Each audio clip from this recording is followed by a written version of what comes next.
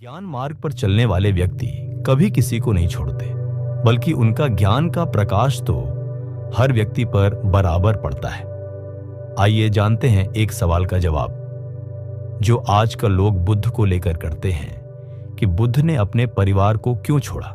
शुरू करते हैं आज की प्रेरणादायक कहानी, बुद्ध ने अपने परिवार को क्यों छोड़ा। बुद्ध के जाने के बाद उनके बहुत सारे शिष्यों ने उनकी शिक्षा को जगह जगह तक फैलाया। एक बौद्ध भिक्षुक थे जो कि बुद्ध की शिक्षाओं को आगे बढ़ा रहे थे। वह भी बुद्ध की तरह लोगों को ज्ञान दिया करते थे। एक व्यक्ति बड़ी जिज्ञासा के साथ उनके पास मिलने के लिए आया और बोला, मैं बुद्ध को बहुत मानता हूं, उस नाते तो आप भी मेरे गुरु हुए।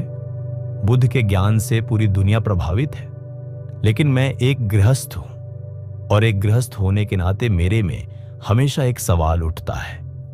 बौद्ध भिक्षुक बोले, बताओ कौन सा सवाल है तुम्हारा। व्यक्ति बोला, बुद्ध ने अपने परिवार को क्यों छोड़ा। अपनी पत्नी को बिना बताए ही वह जंगल की ओर निकल गए। क्या उनके मन में अपने परिवार के लिए तनिक भी प्रेम नहीं था। बौद्ध भिक्षुक बोले, प्रेम के कारण ही तो उन्होंने अपना घर छोड़ा। व्यक्ति बोला, गुरुजी, पर प्रेम के कारण लोग घर बसाते हैं, प्रेम के कारण घर छोड़ता कौन है। बौद्ध भिक्षुक बोले, बुद्ध के पास बड़ा राजमहल था, सुंदर पत्नी थी, एक पुत्र था, लेकिन इतना वैभव होने के बाद भी वह दुखी थे। सुंदर पलंग में उनको नींद नहीं आती थी। प्रजा के दिए गए आदर सत्कार से उनका मन नहीं खुश होता था। पत्नी की सुंदरता और आकर्षक भी उन्हें नहीं बांध पाई। बेटे का मोह भी उन्हें नहीं रास आया।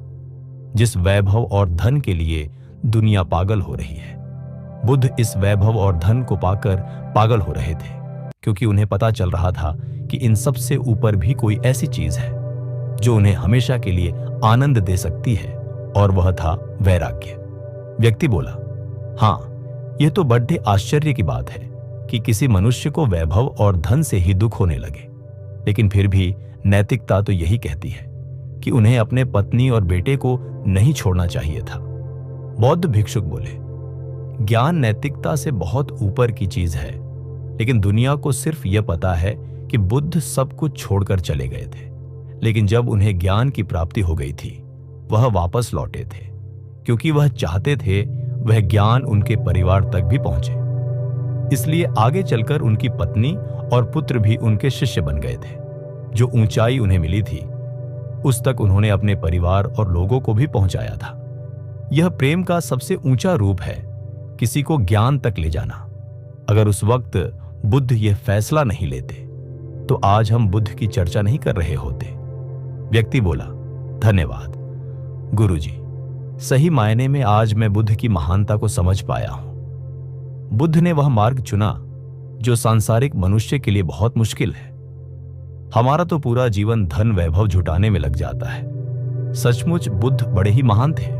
आपने सही कहा था, जो ज्ञानी हो जाता है फिर वह ज्ञान दिए बिना नहीं रह सकता, क्योंकि उसे लोगों से प्रेम होता है, तो फिर वह अपने परिवार को पीछे कैसे छोड़ सकता है।